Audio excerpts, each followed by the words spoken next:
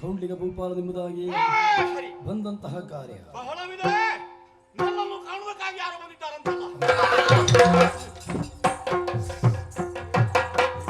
ನಮೋ ನಮೋ. ಹೆದರಿಸುವುದು ಯಾಕೆ? ಹೆದರಿಸಿದಲ್ಲ, ಈ ಹೊಸ್ತಿಲು ದಾಟುವಾಗ ಎಡವಿತು, ಹಾರಿ ಬಿದ್ದಾಗಾಯ್ತು. ಸ್ವಂತಗೆ ನುಗ್ಗಿದ ಹಾಗೆ ನುಗ್ಗಿಸಿ ಸಭೆಗೆ ಬರಲದ ಕ್ರಮ ಇಲ್ವೇನು? ಕ್ರಮ ಇದೆ ಬುದ್ಧಿ, ಗೊತ್ತಿದೆ. ವಿನಯದಿಂದ ಗೌರವದಿಂದ ಪ್ರವೇಶ ಮಾಡಬೇಕು. ಹೌದು, ಕೊಟ್ಟು ಹಾರಾಡಿಕೊಂಡು ಬರ್ತೀಯಲ್ಲ. ಅವಸರದಲ್ಲಿ ಓಡೋಡಿಕೊಂಡು ಬಂದ ವಿಷಯ ಇದೆ. ಏನದು? ನಿಮ್ಮಲ್ಲಿ ಹೇಳುವುದಕ್ಕೆ ಕೇಳೋಣ, ಆಧರಿಸಬೇಕು. ಕೇಳೋಣ. ಲಾಲಿಸಿ ಕೇಳು ತೊರೆರಾಯ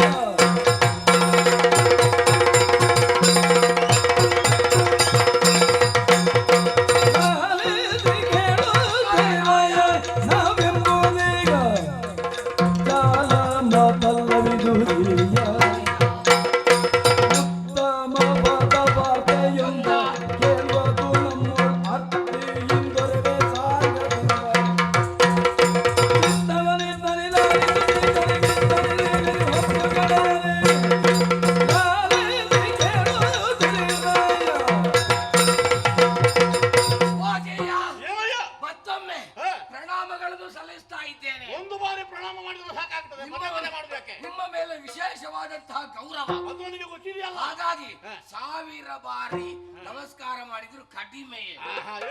ಬುದ್ಧಿ, ನಮಸ್ಕರಿಸುತ್ತಲೇ ಕಾಲ ಕಳೆಯಬೇಡ. ಇಲ್ಲ, ನಾನು ನಿಮ್ಮ ಗೂಡಿನಲ್ಲಿ ಇಟ್ಟದಲ್ಲ, ಗೂಢಚಾರಕ ಗೂಢಕರ. ಊರೂರು ಸುತ್ತಬೇಕು. ನನ್ನ ಬಗ್ಗೆ ಯಾರು ಏನು ಹೇಳ್ತಾರೆ, ಯಾರು ಹೊಗಳ್ತಾರೆ, ಯಾರು ತೆಗಳ್ತಾರೆ ತಿಳಿದು ಬರಬೇಕು ಎಂಬುದಾಗಿ ನೀವೇ ನನ್ನನ್ನು ಕಳಿಸಿದವರಲ್ವಾ? ದೊರೆಯಾದವನಿಗೆ ನಿನ್ನಂತಹ ಚಾರರೇ ಚಕ್ಷುಗಳು. ಹೌದೌದು, ಚಾರ ಚಕ್ಷು. ನೀನು ಚಾರ, ನನಗೆ ಚಕ್ಷು ಇದ್ದ ಹಾಗೆ. ಅದೇ, ನಿಮಗೆ ನಾನು ಕಣ್ಣು ಇದ್ದ ಹಾಗೆ. ಹಾಗಾಗಿ ಬೇರೆ ಬೇರೆ ಊರಿಗೆ ನಾನು ಹೋದೆ ಗುಟ್ಟು ತಿಳಿಯುವುದಕ್ಕೆ ಬೇಕಾಗಿ ಅಂಗ ಲಂಗ ಅಲ್ಲ, ಅಂಗ ಲಂಗ ಅಲ್ಲ, ಅಂಗ ವಂಗ, ಅಂಗ ವಂಗ, ಆ ಬಳಿಕ ಲಂಗ ಇಲ್ಲ, ಅಂಗ ವಂಗ, ಆ ಬಳಿಕ ಕಾಳಿಂಗ. ಕಾಳಿಂಗ ನಾಡು, ಕಳಿಂಗ ಕಳಿಂಗ ಬಂದಾಡುವವನನ್ನು ಕಾಳಿಂಗ ಅಂತ ಹೇಳಿ. ಹೌದೌದು. ಆ ಬಳಿಕ ಕಾಂಬಜ್ಜಿ ಅಲ್ಲ, ಮಾವಿನ ಬಜ್ಜಿ, ಕಾಂಬಜ್ಜಿ, ಕಾಂಬೋಜ, ಪರ್ಪರ. ನೀನು ಆ ನಾಡಿಗೆ ಹೋದ್ಯಾ? ದಕ್ಷಿಣದಲ್ಲಿರುವಂತದ್ದು ಅಲ್ಲಿ ಕೇಳಿದ್ರ? ನೀನು ಅಲ್ಲಿ ನನ್ನಲ್ಲಿ ಕೇಳಿದಲ್ಲ, ಕೇಳಿದಲ್ಲ. ನಾಡಿನ ಹೆಸರು ಬರ್ಪರ.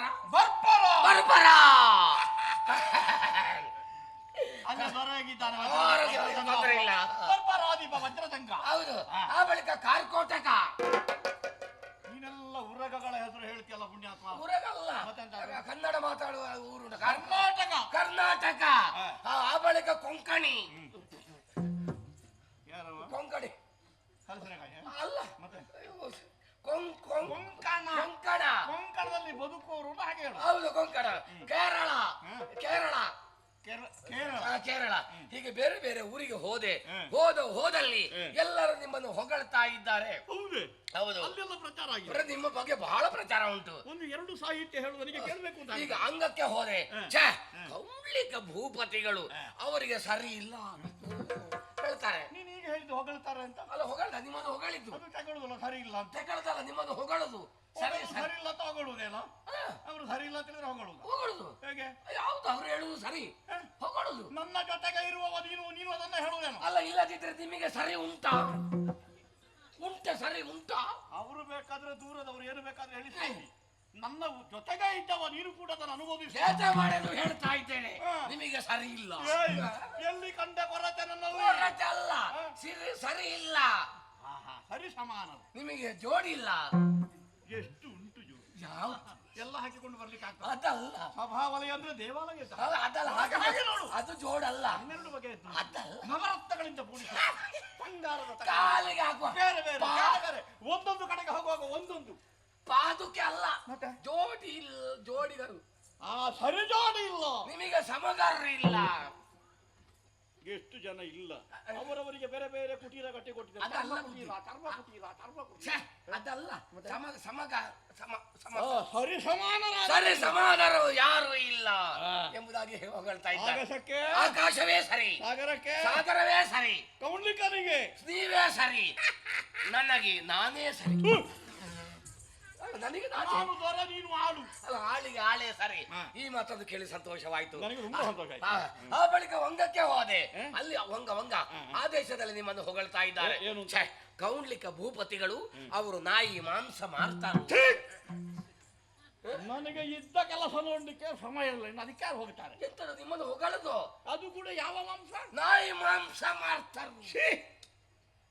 ನೀನು ಅದನ್ನು ಒಪ್ಪಬಾರದಿತ್ತು. ಅಲ್ಲ ಇಲ್ಲ, ಹಾಗೆಲ್ಲ ಇಲ್ಲ. ಅವರು ಹೌದು, ನಾನು ನೋಡಿದ್ದೇನೆ, ತುಂಬಾ ಬಾರಿ ನೋಡಿದ್ದೇನೆ. ಎಲ್ಲಿ ಮಾಂಸದ ಅಂಗಡಿ ಇಟ್ಟಿದ್ದಾರೆ? ಮಾಂಸ ತಂದ ಅದಲ್ಲ. ಯಾರಲ್ಲಿ ಆದ್ರೂ ಸಮಸ್ಯೆ ನಿಮ್ಮಲ್ಲಿ ಹೇಳಿಕೊಂಡಾಗ ಅದು ಸರಿಯಾದ ರೀತಿಯಲ್ಲಿ ಅದು ತೀರ್ಮಾನ ಮಾಡುವ ನಾಯಿ ಮಾಂಸ. ಹಾಗಲ್ಲ, ಅದಕ್ಕೊಂದು ಯಕಾರ ಉಂಟು. ನ್ಯಾಯ ಸಮರ್ಥರು, ನ್ಯಾಯ ಸಮರ್ಥರು ಹೀಗೆ ಹೇಳುತ್ತಾ ಇದ್ದಾರೆ.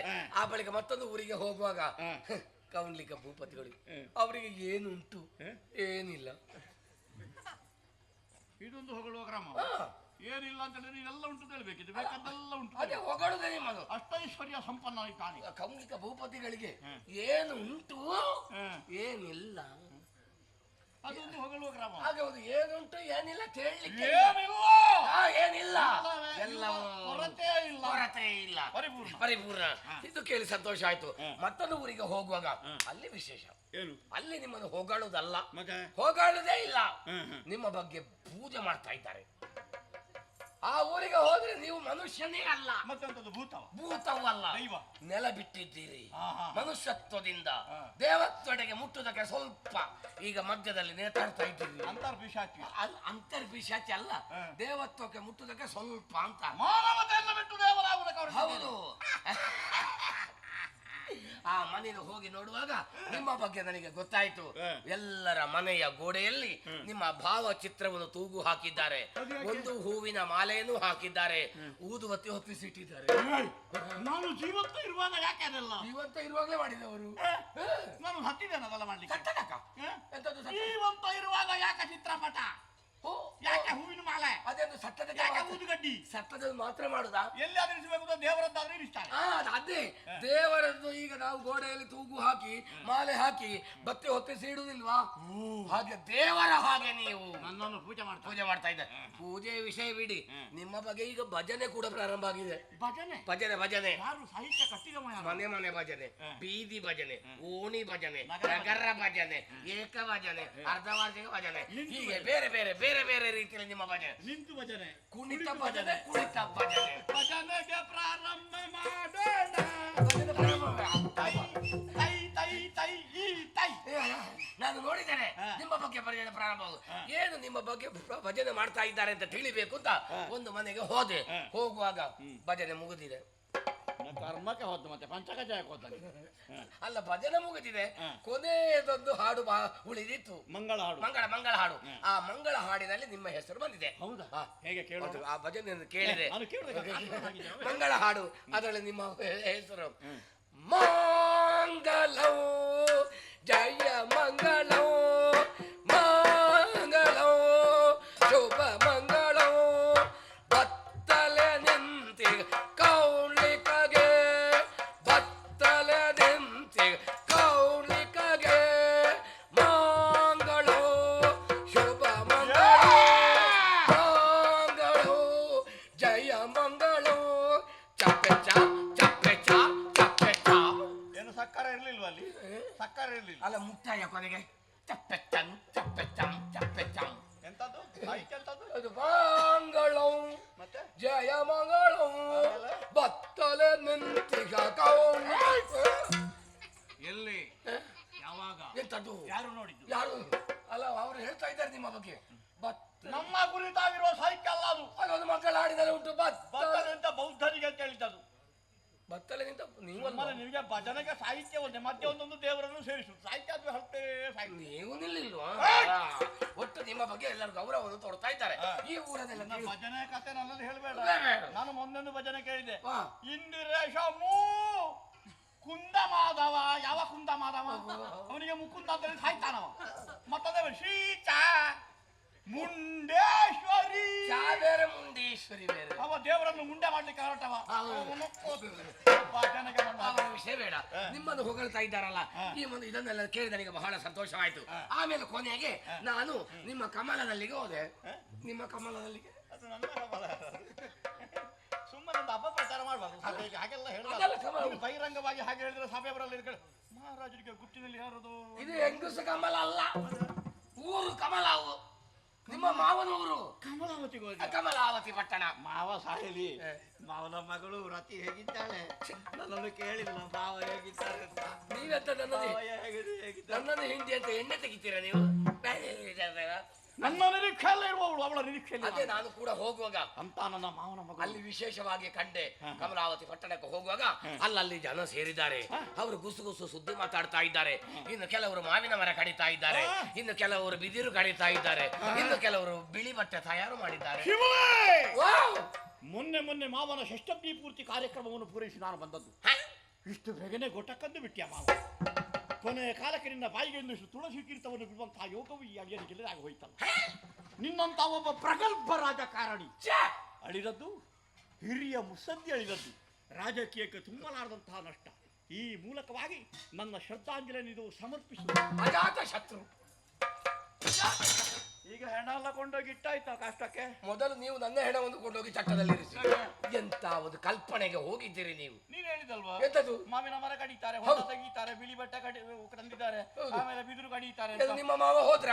ನೀನ್ ಹೇಳಿದ್ದಲ್ಲ, ಅಷ್ಟು ಹೇಳ್ಬೇಕಿದ್ರೆ ಜನ ಬೇರೆ ಗುಸು ಮಾತಾಡುದು. ನಿಮ್ಮ ಮಾವ ಸತ್ತಿದ್ದಾರೆ ಅಂತ ನಾನು ಹೇಳಿದ್ದ ವಸ್ತು ಹೌದು ಹೇಳಿದ. ನೀನು ಇಷ್ಟೆಲ್ಲ ಹೇಳುವಾಗ ನನಗೆ ಕಲ್ಪಿಸಿಕೊಳ್ಳುವ ಬುದ್ಧಿ ಇಲ್ಲ ಅಂತ. ಬುದ್ಧಿ ಇಲ್ಲ. ಅದು ಅಶುಭ ಕಾರ್ಯಗಳಿಗೆ ಮಾತ್ರ ಉಪಯೋಗ ಆಗುದ. ಮಾವಿನ ಮರ ಬಿದಿರು ಬಿಳಿ ಬಟ್ಟೆ ಎಲ್ಲ ಶುಭ ಕಾರ್ಯಗಳಿಗೂ ಪ್ರಯೋಜನ ಆಗ್ತದೆ. ಮಾವಿನ ಮರ ಕಡಿಯುವುದು ಯಾಕೆ? ಮರದಿಂದ ಒಂದು ಮರದಿಂದ ಕೆಲವು ಪ್ರಯೋಜನ ಇದೆ. ಮರದಿಂದ ಕಟ್ಟಿಗೆ ಮಾಡ್ಲಿಕ್ಕೆ ಆಗ್ತದೆ, ಆ ಬಳಿಕ ಮಾವಿನ ಎಲೆಗಳಿಂದ ತೋರಣ ಕಟ್ಲಿಕ್ಕೆ ಆಗ್ತದೆ, ಹಣ್ಣಿದ್ರೆ ರಸಾಯನ ಮಾಡ್ಲಿಕ್ಕೆ ಆಗ್ತದೆ, ಮಿಡಿ ಇದ್ರೆ ಉಪ್ಪಿನಕಾಯಿ ಹಾಕ್ಲಿಕ್ಕೆ ಆಗ್ತದೆ. ಈಗ ಅದೆಲ್ಲ ಮಾಡ್ಲಿಕ್ಕೆ ಅದಾಗ್ತದೆ. ಮತ್ತೆ ಬಿಳಿ ಬಟ್ಟೆ ಆ ಬಳಿಕ ಬಿದಿರು ಕಡಿದು ಯಾಕೆ? ಚಟ್ಟ ಕಟ್ಲಿಕ್ಕೆ ಅಲ್ಲ, ಚಪ್ಪರ ಹಾಕ್ಲಿಕ್ಕೆ. ಹೌದಾ? ಹಾಗಾದ್ರೆ ಇಲ್ಲ. ಬಿಳಿ ಬಟ್ಟೆ ಯಾಕೆ? ಹೆಣದ ಬೇಕ ಮೇಲೆ ಹಾಕ್ಲಿಕ್ಕೆ ಅಲ್ಲ. ಅಲ್ಲ, ಎಲ್ಲರಿಗೂ ಹಾದರದ ಸ್ವಾಗತ. ಯಾವ ಸ್ವಾಗತ? ಎಲ್ಲರಿಗೂ ಹಾದರದ ಸ್ವಾಗತ. ನಿನಗೆ ಹಕಾರ ಯಾವುದು ಅಕಾರ ಯಾವುದು ಗೊತ್ತಿಲ್ವೇ? ಅಲ್ಲ, ಸ್ವಾಗತವರೇ ಆದರದ ಸ್ವಾಗತ. ಆದರದ ಸ್ವಾಗತ ಎಂಬುದಾಗಿ ಬರಲಿಕ್ಕೆ ಸ್ವಾಗತ ಕೋರ್ತಾರೆ ಅಂತಂದ್ರೆ ಏನೋ ಬೇರೆ ಕಾರ್ಯ ಅಂತ ಆಯ್ತಲ್ಲ. ಶುಭ ಕಾರ್ಯಕ್ರಮ ಇದೆ. ನಿಲ್ಲು.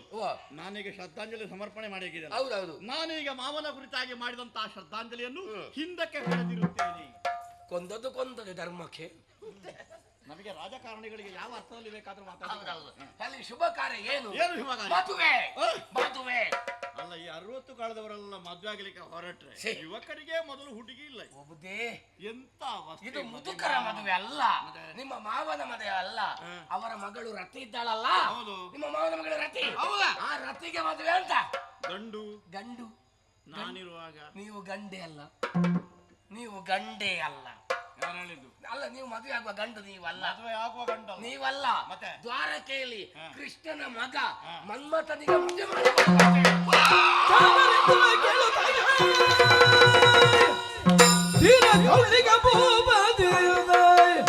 ತೋರ ಮೀಸೆಯ ಬಿರುಹಿ ತೋರ ಮೀಸೆಯ ಬಿರುಹಿ ತೂತನ ಭಗವ ನೀಕ್ಷಿಸುತ್ತಾಯ್.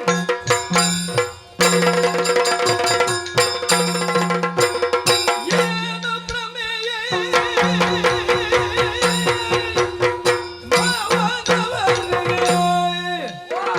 ಏನು ಪ್ರಮೇಯ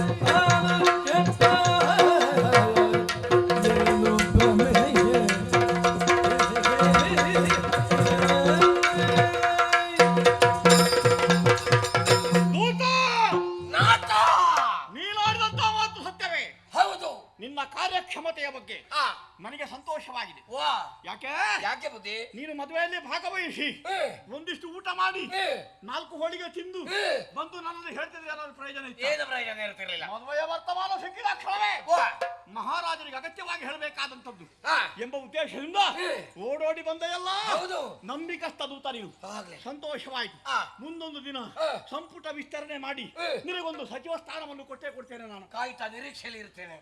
ಕೊಡುದು ಈ ಸಲ. ಆಗ್ಬೋದು. ನಿನಗೆ ಯಾವ್ದು ಅದೀತ ಖಾತೆ? ಮೊದಲು ಯಾವ್ದು ನೋಡು, ಅಧಿಕಾರಕ್ಕೆ ಬರಲಿ ಮತ್ತೆ ನೋಡು. ಏಯ್, ನಾನೀಗ ಅಧಿಕಾರಿ ಅಲ್ವೇನೋ? ಅದು ಇವತ್ತಿದ್ದಾರೆ.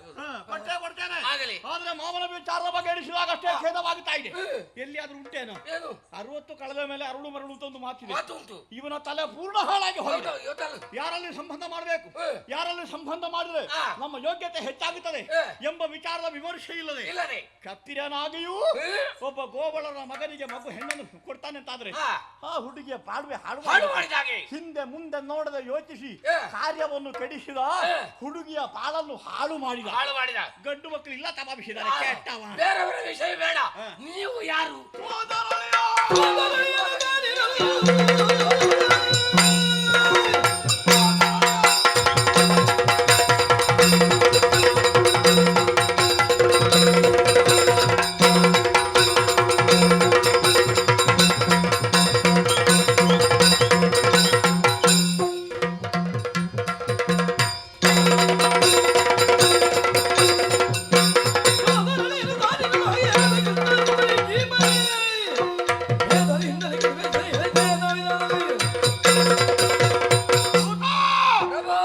ಸಮಗ್ರ ಆವರ್ತದ ಬಗ್ಗೆ ನೋಡಿದ್ರೆ ಎಷ್ಟು ಮಂದಿ ಕ್ಷತ್ರಿಯ ವೀರರಿದ್ದಾರೆ ಇದ್ದಾರೆ.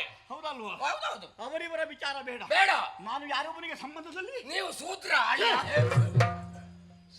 ನಾನು ಹುಟ್ಟು ಕ್ಷತ್ರಿಯ. ಕ್ಷತ್ರಿಯ ಮತ್ತೆ ಸೂತ್ರ ಅಳಿಯ.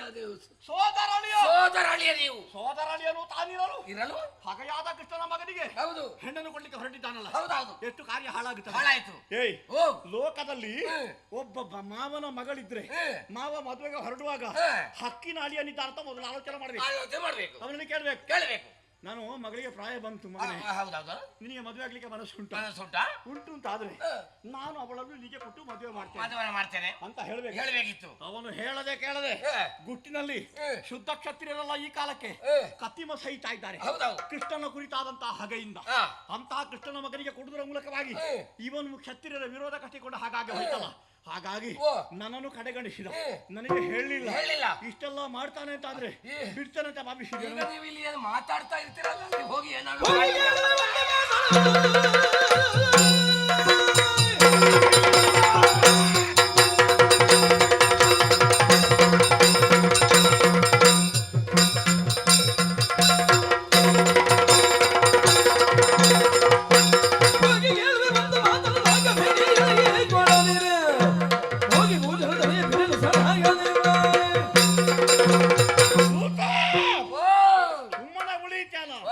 ಬಿಡುವುದಿಲ್ಲ. ಬಿಡಬಾರ್ದು. ಹೋಗುವ ಈ ಕ್ಷಣವೇ ಹೋಗಿ ಕಮಲಾವತಿಯನ್ನು ಸೇರುವೆ.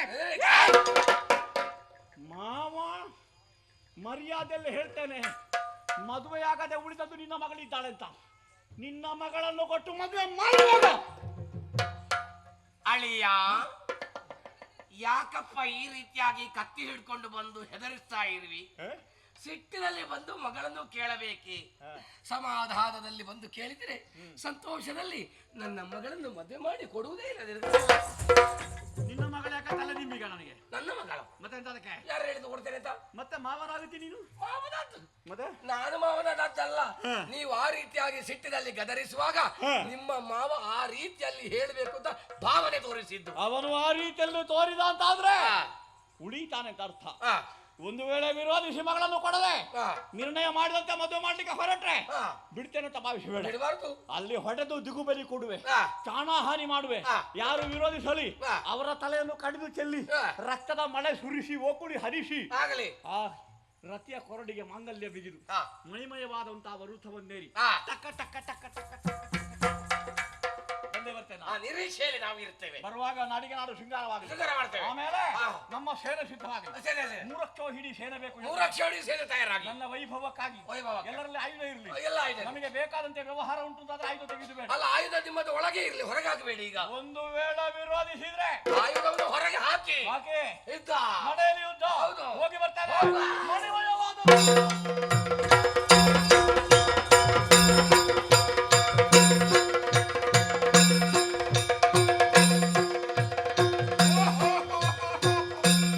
ನಮಸ್ಕಾರ, ಕುಳಿತುಕೊಳ್ಳಿ, ಎಲ್ಲರೂ ಕುಳಿತುಕೊಳ್ಳಿ. ನನಗೆ ಆಶ್ಚರ್ಯವಾಗುವಂತೆ ಸಭೆ ಸೇರಿದೆ, ವಿಶೇಷವಾದಂತಹ ಸಮಾರಂಭ.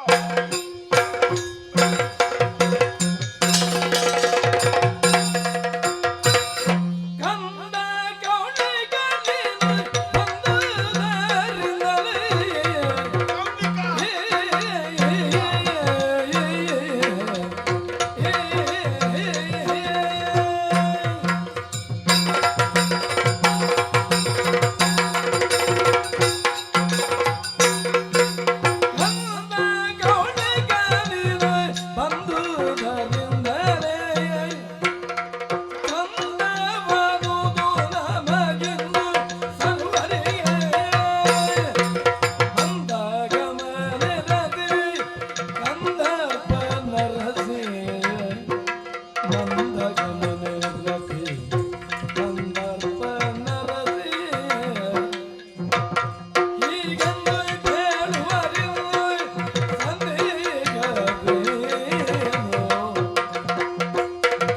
ಕೌಲಿಕ ಮಗನೇ ಕೌಲಿಕ, ಏನು ಗೌಡರಿಗೆ? ಆಶ್ಚರ್ಯವಾಯ್ತಪ್ಪ. ಆಹಾ. ನನ್ನ ಕಣ್ಣುಗಳನ್ನೇ ನಂಬುವ ಸ್ಥಿತಿಯಲ್ಲಿ ಇಲ್ಲ. ಏನು ಮಾಡುದು ಹೇಳು? ಬರ್ಲಿಕ್ಕಿಲ್ಲ ಅಂತ ಭಾವಿಸಿದಿರಬೇಕು. ಅಲ್ಲ, ಮತ್ತೆ? ಬರ್ಲಿಕ್ಕಿಲ್ಲ ಅಂತಲ್ಲ, ಹಾ. ಅವಸರದಲ್ಲಿ ಒಂದು ಕಾರ್ಯವನ್ನು ಮಾಡುವಾಗ ಹಾ. ತಲೆ ಹೇಗೆ ಓಡಿಸಿದ್ರು ಸಾಕಾಗುದಿಲ್ಲ. ಆಹಾ. ರಾತ್ರಿ ಬೆಳಗಾಗುದ್ರೊಳಗೆ ಹಾ. ನಮ್ಮವರು ಶ್ರದ್ಧೆಯಿಂದ ಹಾ. ಇಷ್ಟು ಶೃಂಗಾರ ಮಾಡಿದ್ದನ್ನೇ ನೋಡಿ ನನ್ನನ್ನು ನಾನು ಮರೆತಿದ್ದೆ. ಹಾ. ಆ ಹೊತ್ತಿಗೆ ನಿನ್ನ ಆಗಮನವಾದ್ದು. ಹಾ. ಆ ಮಗನೇ, ಕುಳಿತುಕೋ ಕುಳಿತುಕೋ, ಮಾತನಾಡುವ ವಿಷಯವನ್ನು. ಕುಳಿತು ಅಂದ್ರೆ ಸಾಲದು. ಎಂತದ್ದು ಕಾರ್ಯಕ್ರಮ ಅಂತ ಗೊತ್ತಾಗಬೇಕಾ ಬೇಡ? ಶೃಂಗಾರ ಕಾಣುದಿಲ್ವಾ? ಯಾಕೆ ಶೃಂಗಾರ? ಸುಮ್ಮನೆ ಯಾಕೆ ಮಾಡುದು? ಮದುವೆ ಯಾರಿಗೆ ಮದುವೆ? ನನ್ನ ಮಗಳಿಗೆ ಮಗಳಿಗೆ ಮದುವೆ. ಗಂಡು ಯಾರು? ರತಿದೇವಿಗೆ. ಗಂಡು ಗಂಡು ಮನ್ಮಥ. ಮತ ಅಂದ್ರೆ ಮನ್ಮಥ ಅಂದ್ರೆ ಕೃಷ್ಣ. ಶ್ರೀಧರನ ಮಗನ. ಹಾ. ಆ? ಮಾವನಿ ಮರುಳಾದೆ ಮಾವನಿ ಮರುಳಾದೆ ಸೋದರನಿಯನೇ ದೇವಕಿಯನು ಗಲ ಸುತನಿಗೆ ಹೆಣ್ಣು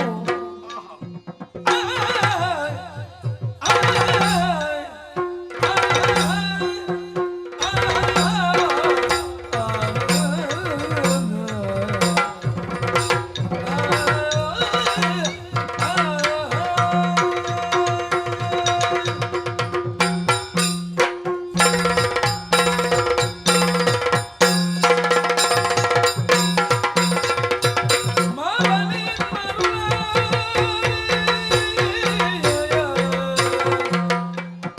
ಸೋದರನಿಯನಿರೇ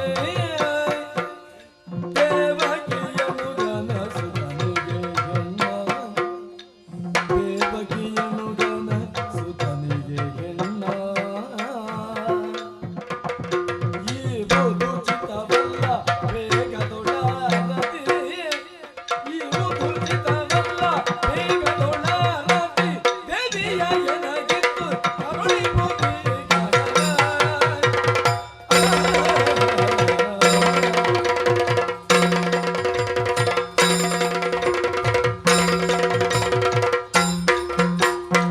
ಮಾವನಿ ಮರುಳಾದೆ ಸೋದರನಿಯನಿರೇ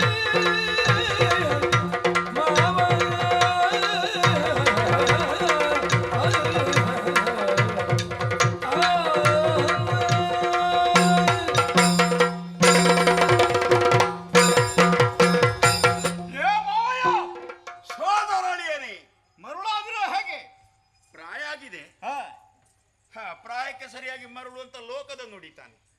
ಕೈಗೊಳ್ಳುವಂತಹ ಕಾರ್ಯದ ಬಗ್ಗೆ ಸರಿಯಾದ ವಿವೇಚನೆ ಬೇಕಾ ಬೇಡ? ಬೇಕು. ಹೆಣ್ಣಿನ ಕಡೆಯವರು ಸ್ವಲ್ಪ ಕೆಳಗೆ, ಹಾ, ಗಂಡಿನ ಕಡೆಯವರು ಸ್ವಲ್ಪ ಮೇಲೆ. ಹೌದು. ಹೀಗೆ ಉಂಟು ಅಂತಾದ್ರೆ ಉತ್ತಮ ಸಂಬಂಧ. ಹಾ, ಗಂಡು ಹೆಣ್ಣು ಸರಿ ಸಮಾನರು ಅಂತಾದ್ರೆ ಹಾ, ಅದು ಒಂದು ಸಂಬಂಧವೇ. ಹಾ, ಆದ್ರೆ ಹಾ, ಹೆಣ್ಣಿನವರು ಮೇಲೆ ಗಂಡಿನವರು ಕೆಳಗೆ ಅಂತಾದ್ರೆ ಹಾ. ಅದು ಯೋಗ್ಯತೆಯ ಸಂಬಂಧ ಅಲ್ಲ. ಇದ್ಯಾಕಪ್ಪ ಈ ಮಾತು? ನಾನು ಮದುವೆ ಆಗದೆ ಉಳಿದಿದ್ದೇನೆ ಯಾಕೆ? ನೀನು ಮದುವೆ ಆಗಲಿಕ್ಕೆ ನನ್ನಲ್ಲಿ ವಿಷಯವೇ ಮಾತನಾಡ್ಲಿಲ್ಲ ನೀನು. ನನಗೆ ಹೆಣ್ಣು ಕೊಡುವರಿಲ್ಲ ಅಂತಲ್ಲ. ಇರಬಹುದು. ನನ್ನ ತಂಗಿ ಇದ್ದಾಳೆ, ನನ್ನ ಅಕ್ಕ ಇದ್ದಾಳೆ, ಹೌದು. ನನ್ನ ಚಿಕ್ಕಮ್ಮ ಇದ್ದಾಳೆ, ನನ್ನ ಅತ್ತೆ ಇದ್ದಾಳೆ. ಹಾ, ಅಂತ ಹೇಳಿಕೊಂಡು ಬರುವವರು ಎಷ್ಟು ಮಂದಿಗಳಿಲ್ಲ. ಮಾವನಿಗೆ ಬೆಲೆ ಕೊಟ್ಟು ಮಾವ ಆರಿಸಿದ ಮದುವೆಯನ್ನೇ ನಾನು ಮಾಡಿಕೊಳ್ತೇನೆ ಅನ್ನುವಂತಹ ನಿರ್ಧಾರ ಮಾಡಿದವ ನೀನು. ಹೌದು, ಯಾಕಂದ್ರೆ ನಿನ್ನ ಸುಖ ದುಃಖದಲ್ಲೆಲ್ಲ ನಾನೇ ಕಾರಣ ಸ್ಥಾನದಲ್ಲಿ ಇದ್ದೇನಲ್ಲ. ನಾನು ಸೋದರ ಮಾವ. ಹೌದು, ನಾನು ಸೋದರಳಿಯ. ಹೌದು, ಯಾವ ಹೆಣ್ಣಿನ ಬಗ್ಗೆಯೂ ಗಮನ ಹರಿಸದೆ ಮದುವೆಯಾಗದೆ ಉಳಿದಿದ್ದೇನೆ. ಯಾಕೆ? ಮಾವನ ಮಗಳಾದಂತಹ ರತಿಯ ಬಗ್ಗೆ ವಂಚೆ ಉಳ್ಳುವುದರಿಂದ.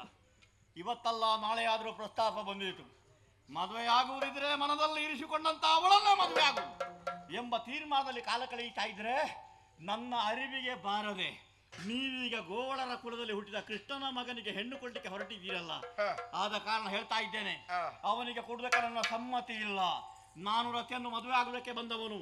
ಇರಿಸಿದ ಮುಹೂರ್ತ, ಕಟ್ಟಿದ ಮಂಟಪ, ಸೇರಿದ ಸಭೆಯ ಮುಂದೆ ನನಗೂ ರತಿಗೂ ಮದುವೆ ನಡೆದು ಹೋದೆ.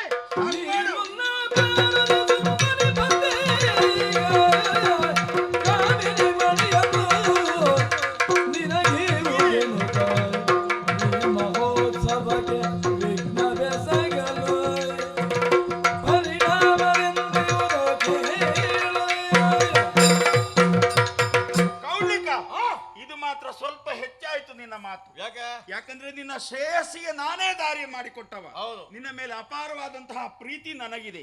ಯಾಕಂದ್ರೆ ಸಣ್ಣ ಪ್ರಾಯದಲ್ಲಿ ತಾಯಿಯನ್ನು ಕಳೆದುಕೊಂಡಂತಹ ನಿನ್ನನ್ನು ಸ್ವಂತ ಮಗುವಿಂತಲೂ ಹೆಚ್ಚಿನ ಪ್ರೀತಿಯನ್ನ ಸಾಕಿ ನಿನ್ನನ್ನು ಅಧಿಕಾರಕ್ಕೆ ಏರಿಸಿ ನಿನ್ನ ಚಂದವನ್ನು ಕಾಣಬೇಕು ಅಂತ ಮಾಡಿದವ ನಾನು. ಚಂದ ಕಾಣ್ಲಿಕ್ಕೆ ಹೊರಟವರು ಮದುವೆ ಮಾಡಿಸುವುದಿಲ್ಲ. ಯಾಕೆ? ಮದುವೆ ಮಾಡಿಸ್ಲಿಲ್ಲ ಅಂದ್ರೆ ಪ್ರಸ್ತಾಪವೇ ಮಾಡ್ಲಿಲ್ವಲ್ಲ. ಹಿರಿಯರ ಮುಂದೆ ಹೋಗಿ ನನಗೆ ಮದುವೆ ಮಾಡಿ ಹೇಳುವ ಮಗ ಅಲ್ಲ ನಾನು. ಅದು ಇನ್ನೊಬ್ಬರ ಹತ್ರ ಆದ್ರೂ ಹೇಳಿಸ್ಬೇಕು. ನೀನ್ ಅದಾದ್ರೂ ಮಾಡಿದ್ಯಾ? ನೀವು ಅರ್ಥ ಮಾಡಿಕೊಳ್ಬೇಕು. ನೀನು ಮನಸ್ಸಿನಲ್ಲಿ ಮಟ್ಟಿಗೆ ಮಲ್ಲುವ ಅಂತ ಒಂದು ಗಾದೆ ಉಂಟು, ಅದನ್ನೇ ನೀನು ಮಾಡಿದ್ದು. ಮಾವನ ಮಗಳಿದ್ದಾಳೆ ರತಿ, ಅವಳು ನಾನು ಮದುವೆ ಆಗ್ತೇನೆ. ನನ್ನ ವಯಸ್ಸು ಬರುವಾಗ ನಿಮಗೆ ಮದುವೆಗೆ 2 ಮಕ್ಕಳಾಗಲಿಲ್ವಾ? ಅಲ್ಲ, ಆಗಿದೆ, ಮಾಡಿಸಿದ್ದಾರೆ. ಅದನ್ನು ಮಾಡಿಸಲಿಕ್ಕೆ ಒಂದೊಂದು ನೀನು ಹೇಳ್ಬೇಕು, ಇಲ್ಲದ ನನ್ನ ಮಗಳಾದ್ರೂ ಹೇಳ್ಬೇಕಿತ್ತು. ನನ್ನ ಭಾವನ ನಾನು ಮದುವೆ ಆಗ್ತೇನಪ್ಪ, ವ್ಯವಸ್ಥೆ ಮಾಡಿಕೊಡಿ ಅಂತ ಹೇಳ್ತೀರಿ, ಮಾಡಿ ಮುಗಿಸ್ತಿದ್ದೆ. ಅಮ್ಮ ಸಾಯುವ ಕಾಲಕ್ಕೆ ಒಂದು ಮಾತು ಹೇಳಿದ್ದಾಳೆ. ಏನು? ಮಗನ ರತಿಯನ್ನೇ ಮದುವೆ ಆಗಬೇಕು, ಬೇರೆ ಯಾರನ್ನ ಆಗಬೇಡ. ಅದು ನಿನ್ನ ಹತ್ರ ಹೇಳಿದ? ತೊಟ್ಟಿಲಿಗೆ ಹಾಕುವಾಗ ಹೇಳಿದ್ದಾಳಂತೆ ನನ್ನ ಅತ್ತೆ, ನಿಮ್ಮ ಹೆಂಡತಿ ಅಲ್ಲ. ಅತ್ತಿಗೆ ಈ ಮಗುವನ್ನು ನಿಮ್ಮ ಮನೆಗೆ ಕೊಂಡು ಹೋಗಬೇಕು. ಅಮ್ಮ ಸಾಯುವ ಕಾಲಕ್ಕೆ ಹೇಳಿದ್ರು, ಬೇರೆ ಹುಡುಗಿಯರು ನೋಡ್ಬೇಡ ಮಗನೇ, ಮದುವೆ ಆಗುದು ರತಿಯನ್ನೇ ಆಗಬೇಕು ಅಂತ. ಮಗನೇ, ನೀನ್ ಅಳ್ಬೇಡ, ಕಣ್ಣೀರ್ ಹಾಕ್ಬೇಡ. ಶುಭ ಸಮಾರಂಭದ ವೇಳೆಯಲ್ಲಿ ಕಣ್ಣೀರ್ ಹಾಕ್ತೀಯ, ನಿನ್ನ ಕಣ್ಣೀರಿಗೂ ಬೆಲೆ ಇಲ್ಲ ಬಿಡು. ಅದನ್ನೆಲ್ಲ ನಾನು ಒಪ್ಪುದಿಲ್ಲ. ಯಾಕಂದ್ರೆ ಈ ಹೊತ್ತಿನಲ್ಲಿ ಈ ಮದ್ವೆಗೆಲ್ಲ ನಮಗೆ ಹೇಳಿಕೆ ಬರ್ಲಿಲ್ಲ, ಮತ್ತೊಂದು ಬರ್ಲಿಲ್ಲ ಅಂತ ಅಡ್ಡಿ ಮಾತುಗಳನ್ನ ಆಡುದಲ್ಲ. ಇಂಥವರ ಮನೇಲಿ ಅಂದ್ರೆ ನಮ್ಮ ಮನಸ್ಸಿಗೆ ಸಂಬಂಧಪಟ್ಟವರು, ನಮ್ಮ ಸಂಬಂಧಿಕರು ಅಂತ ಅರ್ಥ. ಇಂಥಲ್ಲಿ ಇಂಥ ಕಾರ್ಯಕ್ರಮ ಉಂಟು ಅಂತ ಮತ್ತೊಬ್ಬರಿಂದ ತಿಳಿದಾದ್ರು ಅಲ್ಲಿಗೆ ಹೋಗ್ಬೇಕಾದ್ದು ಮನುಷ್ಯತ್ವದ ಧರ್ಮ. ಇದು ಹೇಳಿಕೆ ಕೊಟ್ಟರು ಹೋಗದೇ ಇದ್ದಂತಹ ಜಾತಿಗಳೆಲ್ಲ ಸೇರಿದವನ ಹಾಗೆ ನೀನು ನನಗೆ ಹೇಳಿಕೆ ಇಲ್ಲ, ಸುದ್ದಿ ಇಲ್ಲದೆ ಮದುವೆ ಮಾಡ್ತೀರಂತ ಕೇಳಿದ್ರೆ ನಾನು ಕ್ಷತ್ರಿಯ, ನೆನಪಿಟ್ಟು.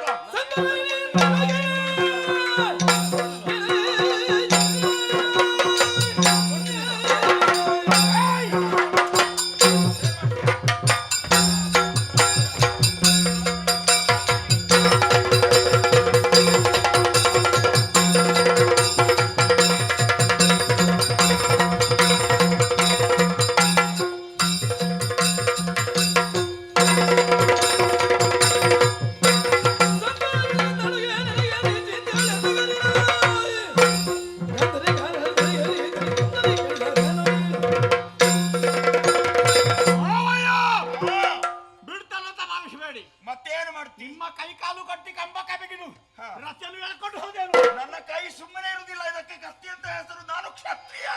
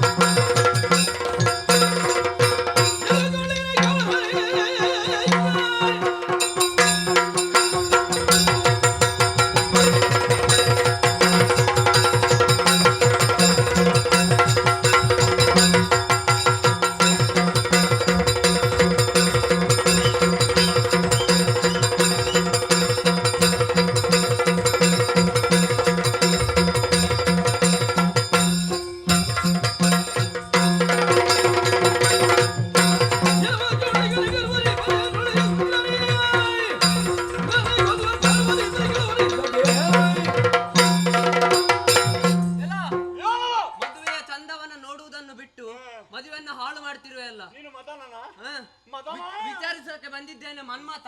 ಮಾಡುವೆಯ ಕದನ ಹ? ಸರಿಯಾಗದು ಹದನ, ಹ್ಮ್. ಹೀರುವೆ ನಿನ್ನ ಹರಣ, ಸೇರುವೆಯ ಮನ ಸದನ.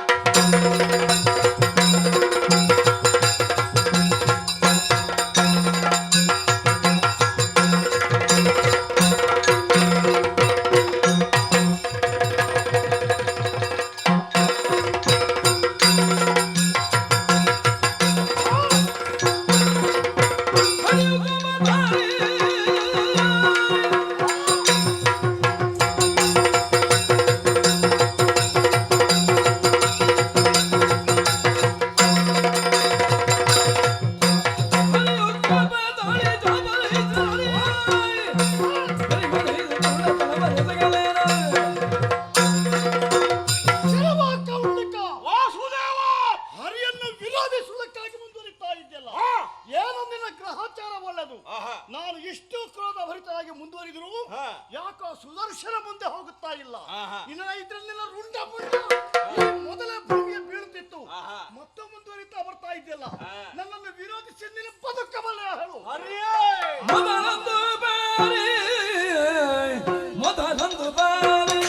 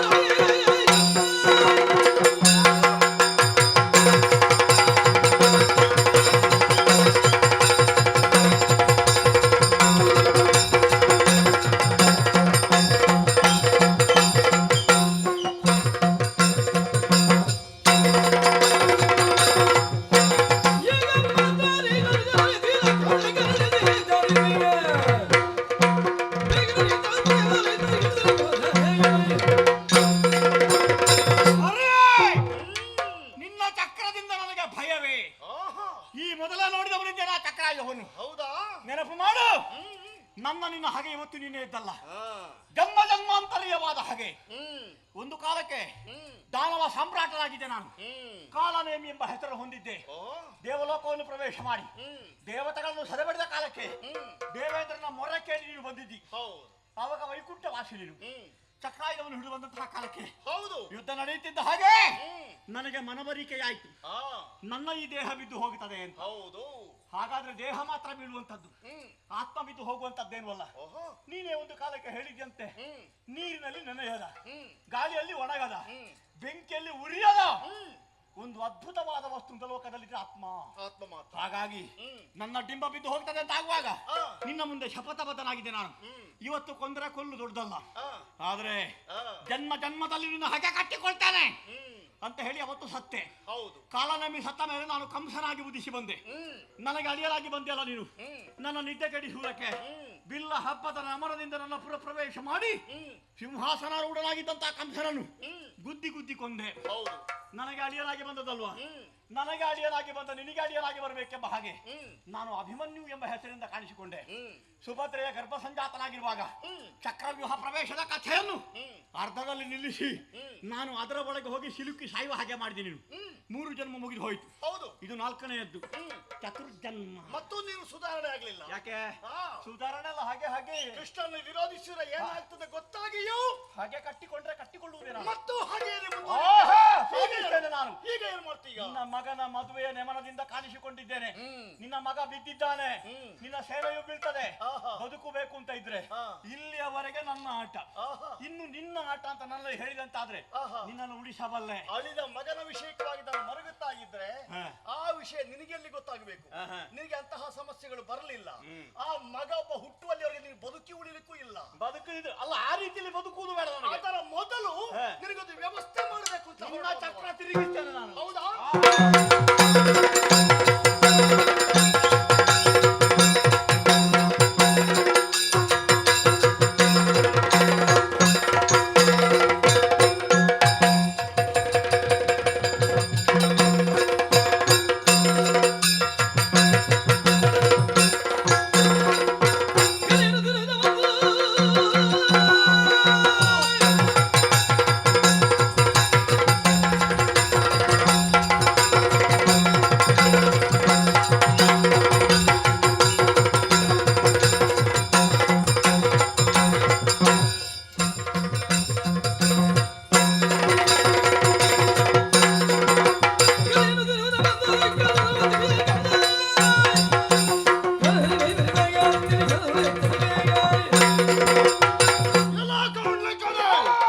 ಮದುವೆ ಎಂಬುದು ಒಂದು ಶುಭ ಕಾರ್ಯ.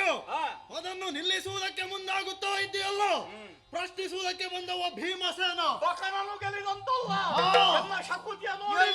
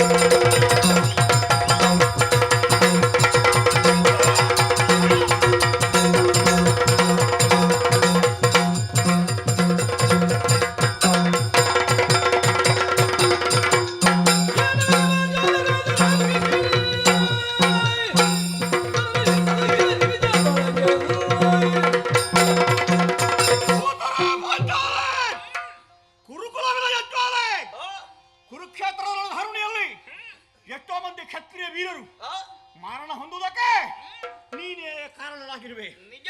ನಿನ್ನ ತಲೆ ಕಡಿದು ನಿನ್ನ ಕೆನ್ನೀರಿನಿಂದ ಸತ್ತ ಕ್ಷತ್ರಿಯರಿಗೆ ತರ್ಪಣ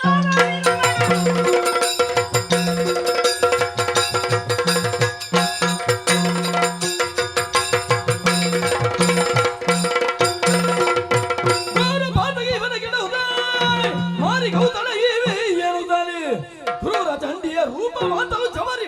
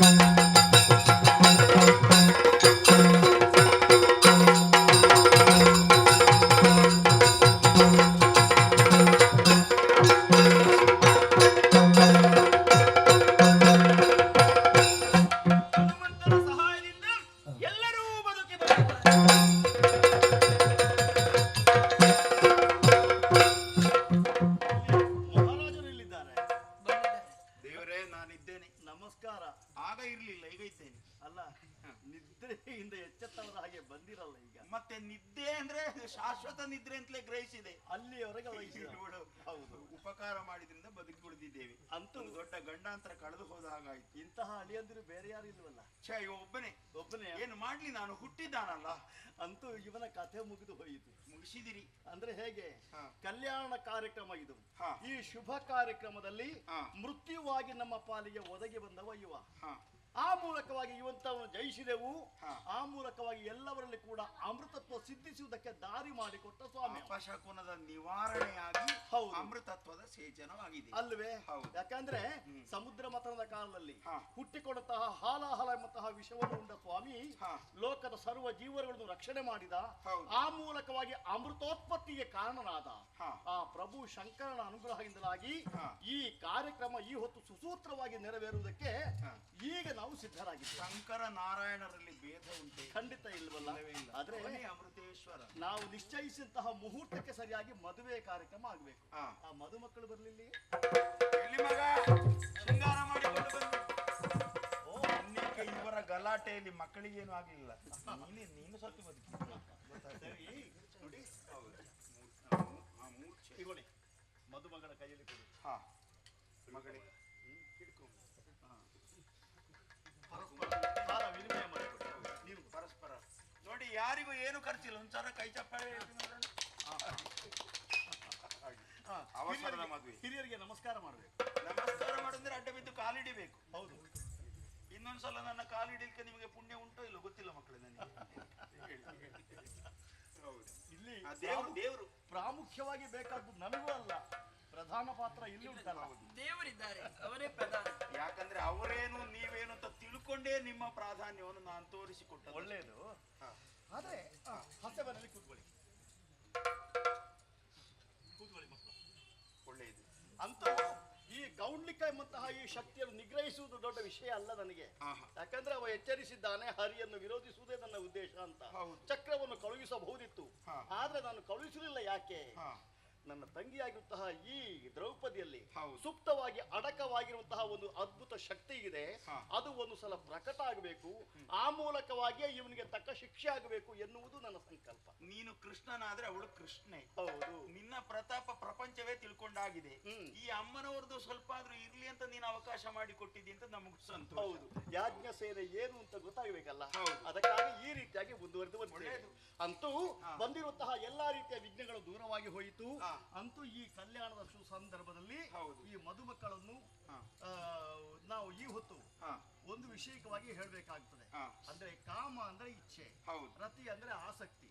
ಇಚ್ಛೆ ಮತ್ತು ಆಸಕ್ತಿಯನ್ನು ಯಾವ ಜೀವರಾಶಿಗಳು ಬಿಟ್ಟು ಬಿಡುವುದಕ್ಕೆ ಸಾಧ್ಯವೇ ಇಲ್ಲ. ಆಹಾ. ಅವರು ಕಣ್ಣ ಮುಂದೆ ಇಲ್ಲ ಅಂತ ಹೇಳಿದ್ರು ಕೂಡ ಹಾ. ಅವರು ಅನಂಗರಾಗಿ ಇದ್ದೇ ಇರ್ತಾರೆ. ಹೌದು. ಎಲ್ಲರಲ್ಲಿಯೂ ಇದ್ದೇ ಇರ್ತಾರೆ. ಹಾ. ಅಂಥವರನ್ನು ಬೇರ್ಪಡಿಸುವುದಕ್ಕೆ ಯಾರಿಗೂ ಸಾಧ್ಯವೇ ಇಲ್ಲ. ಹಾ. ಅದು ಬ್ರಹ್ಮದೇವನ ವಿಧಿ, ಆ ನಿಯಮ ಅದು. ಹಾ. ಅದಕ್ಕೆ ತಕ್ಕ ರೀತಿಯಾಗಿ ಹಾ. ಈ ರತಿ ಮನ್ಮಥರ ವಿವಾಹವಾಯಿತು. ಹೌದು. ಆದ್ದರಿಂದಲಾಗಿ ಈ ಕಲ್ಯಾಣ ತ್ರಯ ಹಾ. ಇಂತಹ ಶುಭ ಕಾರ್ಯಕ್ರಮದಲ್ಲಿ ಹಾ. ಲೋಕದಲ್ಲಿ ಯಾರೆಲ್ಲ ನಡೆಸ್ತಾರೋ, ಹಾ. ಯಾರೆಲ್ಲ ಮಾಡ್ತಾರೋ, ಹಾ. ಯಾರೆಲ್ಲ ಇದನ್ನು ಮಾಡುವುದಕ್ಕೆ ಅನುಕೂಲವನ್ನು ಒದಗಿಸಿಕೊಡ್ತಾರೋ, ಹಾ. ಯಾರೆಲ್ಲ ಇನ್ನು ಮಾಡ್ತಾರೋ, ಕೆಲವೇ ದಿನಗಳಲ್ಲಿ ಇದೇ ಕ್ಷೇತ್ರದಲ್ಲಿ ಇಂತಹ ಮತ್ತೊಂದು ಮಹೋನ್ನತವಾದಂತಹ ಮದುವೆ ನಡೆಯುತ್ತದೋ ಅವರಿಗೆಲ್ಲ ಅಂತವರಿಗೆಲ್ಲ ಹಾ. ನಾವು ನಂಬಿರುವಂತಹ ಕ್ಷೇತ್ರಾಧಿಪನಾಗಿರುವಂತಹ ಹಾ. ಅಮೃತೇಶ್ವರ ಸ್ವಾಮಿ ಹಾ. ಮಹಾಗಣಪತಿ ದೇವರು ಹಾ. ಸಕಲ ಇಷ್ಟಾರ್ಥಗಳನ್ನು ಅನುಗ್ರಹಿಸಿ ಕೊಡಲಿ ಎಂದು ಬೇಡಿಕೊಳ್ಳುತ್ತಾ ಹಾ. ಈ ಪುಣ್ಯ ಕಥೆಗೆ ಮಂಗಲ ಆದರ್ಶ ದಾಂಪತ್ಯವನ್ನು ತೋರಿಸಿದಂತಹ ಪ್ರಭು ಶ್ರೀರಾಮಚಂದ್ರ, ಹೌದು. ಅಂತಹ ರಾಮ ಹಾಗೂ ಸತ್ಯ ದೇವತೆ ಹೌದು. ಒಟ್ಟು ಸೇರಿಕೊಂಡಾಗುವಂತಹ ಕಾರ್ಯ ಅಂತ ತಿಳ್ಕೊಳ್ಳೋಣ. ಒಳ್ಳೆಯದು. ಒಳ್ಳೆಯದು.